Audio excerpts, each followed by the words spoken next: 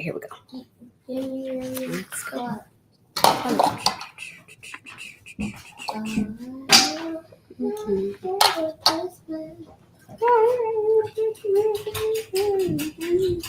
Hey guys, what's up?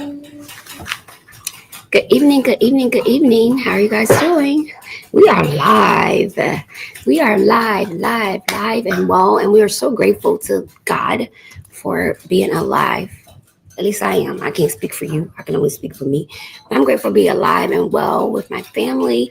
And today I have some miniature special guests, but we won't keep them in the live long. I'll let you meet my special guest. So sometimes when I'm live, you'll see me talk about my niece because she'll come visit me in my live. And I'll say, hi, niece. And today my niece is with me. And she's going to be reading for you guys from 365 Days of Fear Not. So welcome in YouTube, Facebook, and Instagram. Let's head over to TikTok and grab our TikTok friends. Oh, we're having dinner tonight. So grab your dinner, guys, if you haven't eaten. We are having, I'm having Ghanaian food. I don't know what y'all eat. I'm eating something from scratch.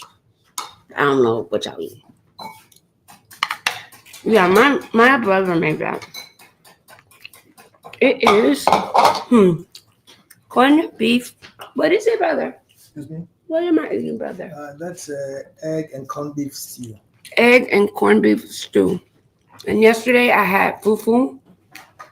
And I'm currently trying to solicit jollof from my sister. Good evening, guys. Welcome in. Welcome in, Royal Therese. Royalty, how are you? Good to see you. Welcome in, Katrina. I'm so glad to see you. Big baby, welcome back. Hi, Bet and Kathy. Welcome on in. It's time for our daily reading. Last night I was so exhausted. We didn't even get our I Rise Sunday positive word, but I had been flying for all day and all night. It felt like I was exhausted. So I apologize for yesterday. Hey, Yola, how are you? Hey, Instagram. Hey, TikTok. Hey, Facebook. Good evening, baby girl. You guys just tap the like button and let me know you in the building. Hey, Shay, welcome back. Welcome back. Lakeisha, welcome in. Okay, can you drop me a green button if you're new so I can know if you're new? Because sometimes we have a lot of new people. Hi, Elash. How are you? Mona. Good evening, Mona. Unique. Welcome in, Carl, Wanda.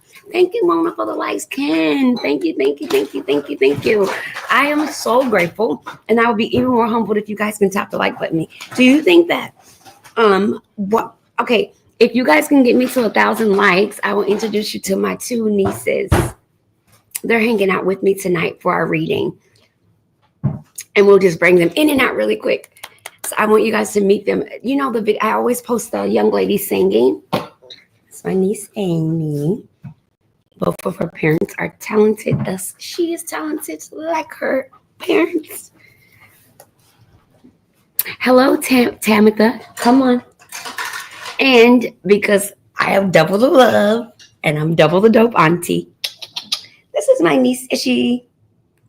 How old are you, Ish? 8. Amy, how old are you? 11. Okay, what would you like to share with the ladies? I have most of the ladies. Please saying that don't give up and go follow your dreams that you have. I like it. Go high five right here. Boom. Ishi says, don't give up and follow your dreams that you have. You cannot tell me that doesn't deserve. Tap the like button. They're tapping the like button for you. Ish, come look. You see? Thank you, Ishra. Ishra says, do you want to repeat it yourself or you want me to repeat it? Come over here. You do it then. Don't give up and follow your dreams that you have. And follow your dreams that you have. Coming from an 8-year-old. Some of y'all needed to hear that. That wasn't planned. That came from her, honey.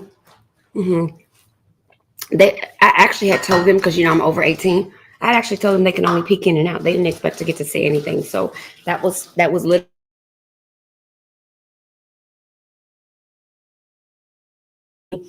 Tonight we're going to be featuring our Unbig Your Back products. And you can still your IRAS t-shirts and sweatshirts for 2020. And I am rocking one of our new pieces that will be coming out next.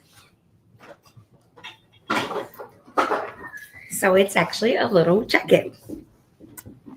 So this is going to be our next launch. So come on in. Come on in, come on in. But tonight I'll be answering questions about the Unbig Your Back product, the 21-day detox. I know many people are finally getting situated. They've gotten their coins together and they want to hop on a health journey. And I want to be sure tonight while we're talking about facing our fears with weight loss and wellness and finding our purpose in God, we also want to make sure that we're dropping those deals so that you don't have to feel like you're struggling out here to get access to the things that you might need on your journey right now. So I'm Coach King Lachelle Elliott. I'm so grateful to be here. I'm humbled to have been chosen to be a bridge for others to find their way, not only to God, but to a better version of who they are and who we were created to be. After losing over 479 pounds naturally, one thing for certain and two things for sure that I've discovered about me and my life is that if I don't stay close to the things of positivity and the things that look futuristic, if I don't focus on how I can be better every day, then I will fall prey to depression, anxiety, excuses, procrastination, and I won't be growing in God. I'll be growing in the world, but I won't be growing in God. And one thing I've learned from being on my deathbed and dying 9 times, that at the end of the day, all this material stuff that we acquire, when you go to die, they're not going to put that in your casket, okay? Yeah, I said that. So I want you to understand that sometimes our pursuit for just another thing is why we can't get anywhere. Sometimes our pursuit may literally be in the hard, cold truth of being willing to look at who we are as humans and how we can show up better, first for ourselves, and then for those closest to us, and then for the world. Focus on what the world thinks, that we're skipping the process of who and what we show up for. So what I've been doing for 46 days, we've been coming together. My niece has actually been coming in my life, but we've been coming together and we've been reading 365 days. Show them the book, niece. She's going to read the book first tonight. And then we've been reading Melanie Beattie. And the purpose of reading these two books alongside each other is for one, many of us are struggling in relationships because we have some codependency issues and we don't know it. Okay. And we need to look at that, right? Because a relationship that's very important that we don't realize that we need to work on is sometimes our relationship with Christ is codependent. Okay. And what I mean by that is you can't only run to God when you're in a bad time and then cry and lay out like a spoiled 5-year-old because you out in these streets when you ain't in God. Pick a battle. Get all the way over there or stay in the street. But being in the street and then running to God every time that something go bad, that's some straight bipolar, depressive type relationships, okay? So some of us need to get our relationship with God right. That's why we can't get in this right. I'm just talking about myself too. Okay, y'all know I be talking about myself too. I don't leave myself out. It doesn't matter that I pray 3 times a day. I still got to get my brain right and work on my thoughts. It doesn't matter that I don't drink or do all those other worldly things. My thoughts can be just as toxic as those behaviors. If we're not careful, our thoughts can be just as negative as those behaviors. So it's all of you that you work on making better. It's all of you that you look at the fear. It's every part of you. It's not just this sected off portion. And in the process, you pursue this version of life that's better. It's not just you being a better version, but the life that you be that better version in must also change. Fear comes up when you think about having to do that. The thought, good morning, good evening, grandmother. The thought that for some of us that we would have to change something is scary. But sometimes that's the one change that has to happen for the doors for other things to open. Okay? All right, let's get it. So we're going to start off reading 365 days. And Amy's going to get you guys together. So I'm going to give Amy the floor. So we got 1,000 likes and they've done what they were supposed to. Let's go. Okay. Day 46. It is written, the Lord is on my side. I will not fear. What can man do unto me? Yep. Psalms 118, verse 6. The principle is assurance of God's presence secures you from fear. The prayer is through. Okay, so go back to this one. Assurance of God's presence secures you from fear. Do you believe that? Okay, how? Why? Because when you know that God's like, Talk to the. when you know that God's there like with you, you know you don't have to like fear, and you know that God is like keeping you and like won't let anything bad happen Happen to you. And what about you? Is she? I think safe for God. That's okay. You can forget it. Safe. You won't get in trouble. For me, I think one of my biggest struggles in my life when I went through anything hard has been thinking and knowing that God has me. When I'm in the middle of the struggle, it's difficult for me to think, oh, does God really got my back? I think that for me, even having the assurance in my higher power, having the assurance in everything that I'm doing, I still feel a very heightened sense of stress, which is why I'm really big on detox, because sometimes I've noticed that, like, if you're a person that eats like a lot of processed or like chips and stuff, those things actually affect your thinking. Like, have you ever ate tater chips before you went to bed at night and had a horrible dream?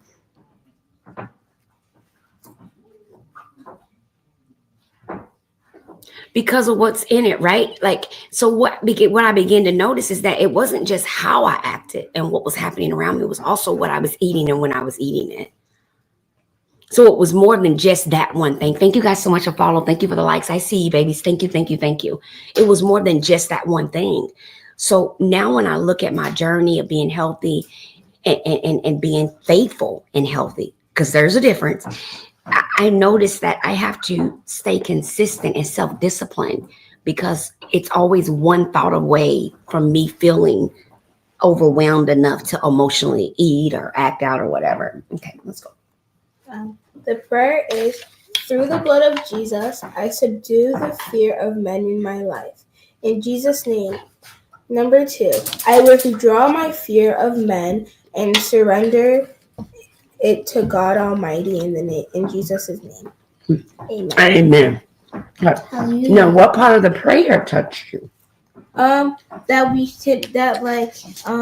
shouldn't like fear men, because God God will protect us no matter what. Mm-hmm. So like we don't have to fear. Mm-hmm.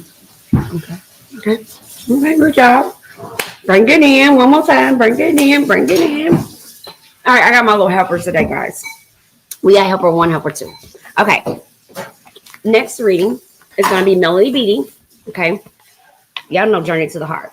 We are on day 20, January 20th. Let's get into it. Let's see what Melody says. Now, Melody, so Pastor Komalafi said in day 46, he said, assurance of God's presence secures you from fear. He dropped the principle on us, and then he hit us with 2 prayers. And it said, I subdue the fear of men in my life in Jesus' name. So now let's go over here and see what Melody has to say about January 20th. Because sometimes Melanie and Pastor Komalafi, they tend to match up. Okay. So here we go. Let's check it out. Learn when it's time to adapt. Oh, goodness. Let's see what they're talking about in these streets today. It says, life is constantly changing. So are we. With change comes the need to learn to adapt. Oh, man, this is going to be a good one. Some adaptation comes naturally. On my trip, I watched even the subtle changes in my body as I traveled from climate to climate. In the warm, dry climate of Arizona, I needed more water. My body needed lotion, my hair different shampoo and conditioner. In the higher mountain climates, I found myself breathing differently, needing to give myself more time to rest. People who live in different places in different cultures adapt to the climate and the ways of the world around them. We can learn to adapt to the situations in our life too, to the constant evolution of the world around us. At home, at work, within our social groups, change is constantly taking place. Most of us are constantly on the move, meeting new people, being exposed to new situations, or needing to deal with situations that have themselves changed. There are times when we can't adapt to the changes around us, when no matter how hard we try, we cannot force ourselves into new circumstances. Our body won't allow it because this change isn't right for us. I told y'all Melanie she's gonna line it up. Hey guys, hey Anaya, welcome in. Patricia, welcome in, ladies. Queen Peace, come on in. The Silver, good afternoon. Hi, Miss Nicole, how are you? Hi, L Lash 24 and Miss Veronica. I'm going to read that again, just so you can catch it. It says, I found myself, where did it go? Okay. We can learn to adapt to situations in our life too, to the constant evolution of the world around us, at home, at work, or within social groups. Change is constantly taking place. Most of us are constantly on the move, meeting new people, being exposed to new situations, are needing to deal with situations that have themselves changed. Okay. And why I wanted to reread that, I'm going to go in and, of course, pin our bundle that's on special tonight in the shop. I want to pin the bundle because I want you to see where I'm talking from. Okay. The next part says there are times when we can't adapt to change around us, when no matter how hard we try, we cannot force ourselves into the new circumstances. Which one of y'all need to hear that? Which one of y'all out here trying to put a size 0 on y'all size 11 feet? Which one of y'all out here trying to change something that y'all keep bumping into? I'm gonna read it again. There are times when we can't adapt to changes around us, when no matter how hard we try, we cannot force ourselves into the new circumstances. Our bodies won't allow it because this change isn't right for us. We need to learn to adapt to change, but we also need to learn to tell when a situation is wrong for us and not force ourselves to fit it. I'm gonna tap the like button for myself on that one. Yeah, because see, I have been an individual in the past in my life that I have forced things to occur that I shouldn't have. I mean, and even though it's been 10 or 15 years ago, I had all the signs to not continue something, and I did. And even though it was telling me, do not pass go, I was still going past go. So I guess my biggest encouragement tonight would be, when your gut tells you maybe next time, maybe don't go, maybe walk away. When you hear that, maybe that's your inner intuition and God talking to you. Some of us doubt our own words so much that we can't tell the difference between hearing God and the outside noise, because we've gotten so afraid of listening to our own judgment.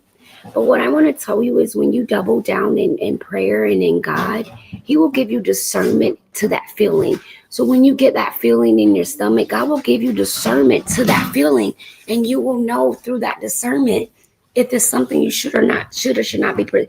Don't wait till you do that thing and then get caught up in some mess and go pray to Him. Pray before you engage into the action, activity, relationship, situation, business deal, whatever it may be, first, and then move forward. But don't get caught up and then run to God. You want to sit down and go to prayer first and say, okay, I'm having these emotions. I keep bumping into barriers. Is this for me? Sometimes He'll come back and say, yeah, it's for you. And then in other times, you'll get another impression that says, I need to move on. I need to go. And it is in that moment. Thank you for the follow, babes. It's in that moment when you get that message, that I need you to listen. It's that second. Sometimes that first one be like, you got to go back and have a couple words with Him. And then that second one be like, no. And then that's the one you want to. Because if we don't listen and trust our own judgment,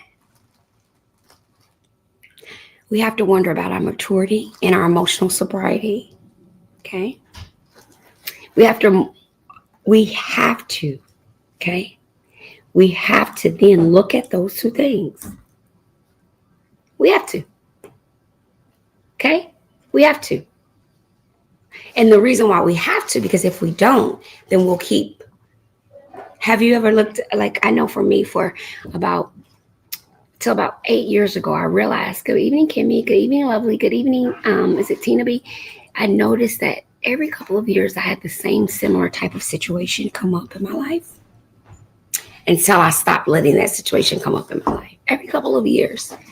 And what I realized is that I would almost prepare myself to walk into that struggle every couple of years. But because I've chosen to change my mindset, and I've chosen to, I don't no longer look for the sadness to come.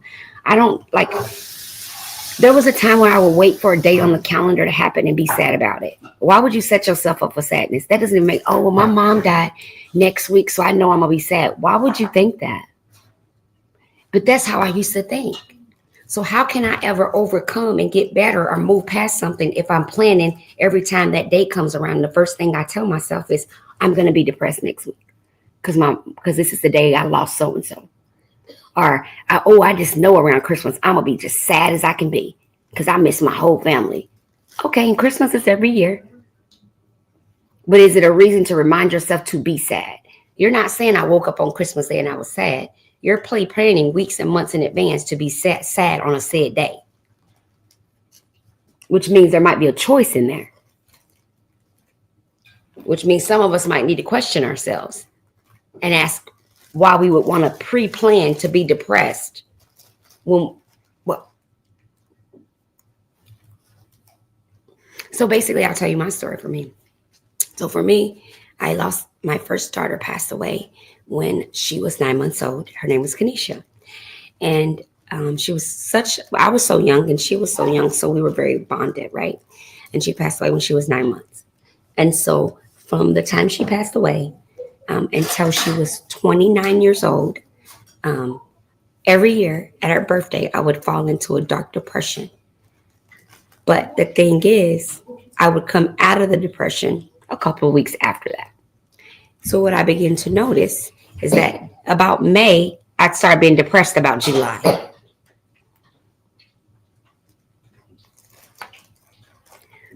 Yeah, I miss her. That is true. But to plan my brain to go from celebrating her memory every other day of the year to all of a sudden on that day, now I'm depressed, that's sickening. Get some help. Think about it. Like, I don't want to plan to be sad. If sadness shall come up, that's natural. But I don't want to set myself up, lock myself in the house before the day comes so I can say I'm depressed because this is the day I lost my mom. Make it make sense. Right. And then we have to ask ourselves how much of that is attention seeking? How much is that? Like, we really got to ask real questions because you realize what we're talking about, right? For example, if I had someone pass on January 20th and I was talking about how sad I was going to be on January 1st, on January 20th, I need to probably go talk to somebody. That's not healthy because that means I'm planning to be depressed. That means then I might have control over that. And if I have control over that, then why would I set myself to go into sadness? It means I can pull myself out. Then why would I ever want to go into that? Think about it. Just think about it. I know some of you may not think it's comparable, but if you think about it, it is. Because I don't know anyone that's passed on that I was close to or that loved me that would want me sitting around every year around the time they passed, falling into a depression, not going to work, not getting out of bed, not taking care of my family. I don't know anyone that has ever loved me that has passed on to that they would want me to be here doing that. I don't know anybody. Maybe your person would have wanted that. Maybe they told you before they passed, every year around this time, I want you to fall into a deep depression, lose your job, stay in the bed, need medication to get up, gain massive amounts of weight. I'm pretty sure they didn't leave him no kind of notes like that. But we can honor memories. We can honor memories when we know they're coming. And instead of waiting for that day to come and running in the darkness, we can wait for that day can come and we can release balloons and honor their life. We can have a small cookout. Go to do something they like. If they like ice cream, you can go get an ice cream cone. There's so many things we can do that can change the paradigm of that loss, that can change that behavior of us always looking for a reason to be down. Yes, you may actually have real life depression, but if you're always pursuing something to be sad about, you got to get some help. That's not good. If you're always looking for the next thing to be depressed over, it's some other things going on and you got to sit down and talk to somebody. Okay. So just encouraging you to take a whole look at your whole self to make sure that your actual actions and behaviors aren't prohibiting you from advancing spiritually, mentally, and physically in your life. each day I come live and share my experiences with you of things I had to look at for myself. So I'm speaking from experience. I'm speaking from saying this is stuff that I actually work with psychiatrists, therapists, and learned about myself. So I'm not saying you and no me. I'm saying us. I'm saying look what happens when we look at these behaviors about us. When I begin to look at the reasons why I fell into depression, I stopped having my big bouts of depression. It's not that I'm cured of depression. It's just that I've learned that I no longer use a chemical imbalance in my brain for reasons to be depressed. I no longer look for reasons. I've lost a lot of people. So what would happen is every April I was depressed. Every June I was depressed. Every July I was depressed. Every November I was depressed. And those are all the months that I lost people. And if I look back at a year, I spent every other month falling into depression because I missed somebody that had died. I'm losing whole months mourning somebody had died 20, 30 years ago. Make it make sense. And then I had to stop talking about my past like it was today. Like no one is hurting me. No one is taking advantage of me or anything of that nature. So there's no reason for me to be walking around like somebody's doing those things to me or acting like it for that matter. Some of it is about healing from your soul and being authentically honest about the way you're existing and showing up and being willing to say, I've made a mistake. I haven't always been the best version of myself, but I'm willing to open up myself and be fuller and whole in the God that I serve and not the situation or circumstances that I live through.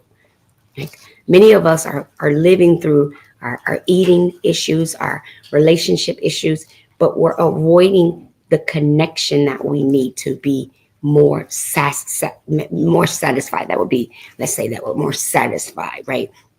And so when I talk to you about looking at your thinking and then looking at detox and looking at your cortisol level, because all of that goes together. That's why I talk so much about detoxing and resetting your metabolism, because those chemicals imbalances that you hear many people talk about, if we have a chemical imbalance walking around packing our body with a bunch of processed foods and toxins, it's only going to make those things worse.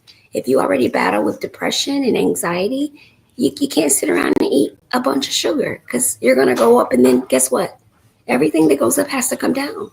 And so the states that you come down from eating the heightened level of sugar will be followed by depression because of the serotonin and epinephrine uptake in your brain. It's responding to the action, right, in your body. So we have to really be careful about these choices that we're making because they are linked, even though they seem like they may not be. If you're a person that's really stressful at work, you may find that when you come home from work, you're wanting to snack on potato chips or have candy or snacks before dinner. And that's become a coping skill for your body to bring down its anxiousness after work. And so you really want to watch that, because what will end up happening is you'll begin to get more and more snacks. And then you'll be eating those snacks and dinner because you don't see those both as the snacks as a meal, right? And so this is how we can accidentally overeat and gain unknown pounds without acknowledging it, because you'll think, oh, I just ate a little bit of it. But if you eat a little bit of it every day and then eat, let's say, 1,000-calorie meal, it's in one sitting, right? Back to back, you eat your snacks and you go ahead and have dinner. You have to remember that if we do that and then we go lay down and go to bed, and we do that a lot, and in 6 months we say, I don't know how I gained 30 pounds. Yes, you do. You were watching yourself do it. You just didn't have any self-discipline to not do it. And so that's why I talk about self-discipline. And one of the best ways to get self-discipline is through prayer. It's through prayer. It's actually through prayer, my loves. Through prayer, it allows you, when you become disciplined, like if you get up every day and do something over and over and over and over, that will begin to pour out in other things that you will be willing to do over and over and over. And one of the hardest things for people with weight loss and wellness is they don't have any self-discipline or consistency in the kitchen. We're always focused on what's the quickest, easier way. And unfortunately, you shouldn't want that quicker, easier way with, hold on one second. You shouldn't want that quick. Oh, Mona, thank you. Mona, thank you, because we're running out of time. Mona, thank you. Thank you, thank you, thank you. Can you find me one already done? Or is that one that needs to be worked on? Mona, thank you if you're still in the live. Okay, so I forgot what I was saying. I got a message I need. I was just reminded about my responsibility I needed to do for somebody. Okay. Hi, Teresa. So, hi, Dimples. So I was saying the reason why I talk about the detox is because because we have no way to really control toxins, right? Toxins is in the air, it's in our cars, in our products, in our clothes. Like if you look at your shirt, it'll say flammable on some of the clothes we wear. And that's because some of the threads that we wear are flammable. Okay. Because we know that alone right there is the reason why we should be more knowledgeable about the importance of regular detox. And I'm not talking about pooping your life out in the toilet. That's like that's for your biliary tract. That's not. It has something to do with weight, but not the weight you're trying to lose, because biliary cleansing just helps remove the first layer of bowel, because your colon tract is 2 feet long, and there's no way to clean that with um, with these items, that because it's 2 foot long, right? And so in order to clean all 2 feet, you would almost dehydrate yourself. So sometimes when we're doing biliary tract detoxes, we're just cleaning out our poop chute at the beginning opening. And it does equate some weight loss, and it takes down your bloating, and it helps flatten the stomach. The problem is if you go eat something gaseous, it's going to bring it right back. Hi, Tamika. How are you? Tamika, I don't have my phone. I never looked to see if you messaged me again. I'm apologize. You probably did. I've been playing with the kids in the snow. So for the biliary tract cleansing, you don't want to do those a lot because it can dehydrate your organs and cause irritable bowel syndrome and other issues with your your pre and probiotics and your natural prebiotics that you make. Things like apple cider vinegar and all that disrupts that because it can't tell between the good and the bad. So you want to do everything like that minimum. It's not that you can't ever do it, but you want to do it minimum. What you really want is your body to naturally do its job. That's ideal. Good morning, good evening, Miss V. Good evening, Jasmine and Terry and Dimples. Sissy, how are you? Deborah. Hi, Bad Honey and Sisabel. Because it's not that you can't do them, it's the amount. Some of us will get a result and we'll overdo it, but you don't want to overdo it. Okay? We want to do it on a minimum. All right? Okay? So no over cleansing, minimum. Now, nutritional cleansing is where you excrete the visceral fat from around your major organs in your body. Okay. Now, the visceral fat is the important fat, and that is the fat you want to focus on, right? So, what you want to do with the visceral fat is you want to be consistent and drink just a shot of our detox tea that we use on the team. And its basic ingredients, you want to use like a juice of a lemon, a leaf of a mint, 3 tablespoons of honey, ionics, cleanse, and juice of a lemon, and a tablespoon of ginger. Okay, you're gonna drink it like a shot. You shake it, boom, take it like a shot. It's delicious, and bam, that's all you gotta do. You ain't gotta do nothing. Hi, Kay. Hi, Vivian, and you ain't gotta do nothing else. Hi, Lily, and that will be your detox tea. Okay, okay. Any questions about today's reading? I'm literally spitting out rice. Okay, literally spitting out rice. Can you believe it? Can you believe it? I'm eating corned beef stew. Hey, do you guys remember? I always tell you guys there's 2 Kenyas in our family. There's the other Kenya. Look. My sister's better than yours. My sister's better than you. What? Kenya.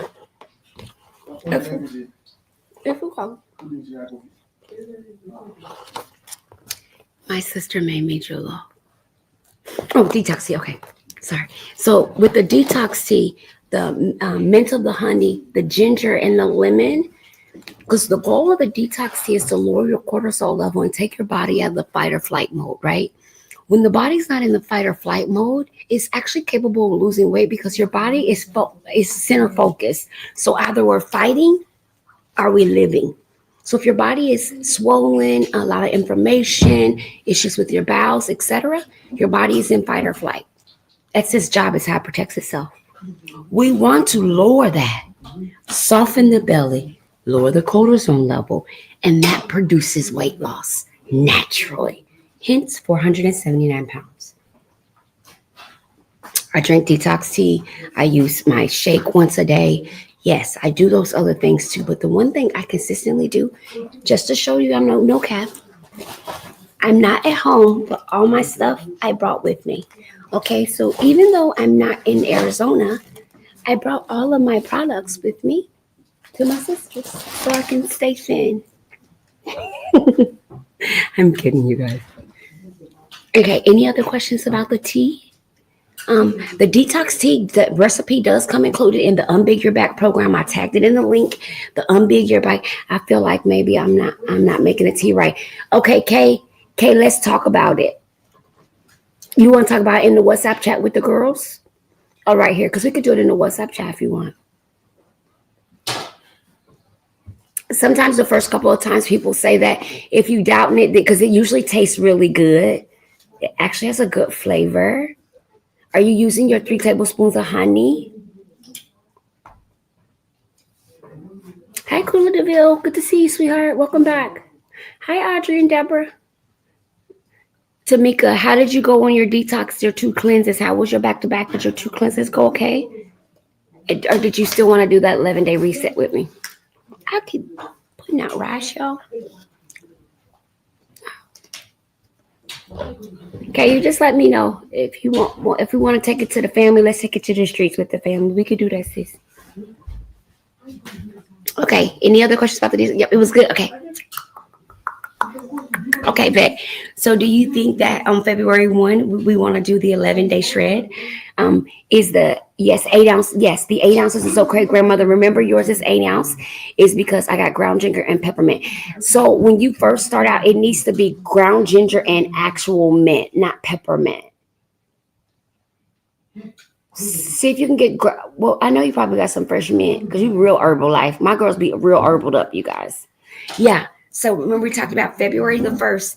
I don't know if you guys would like to join us, but on February the 1st, we're going to be doing an 11-day shred. Do you guys think amongst my social media platforms, y'all would want to do that with our group?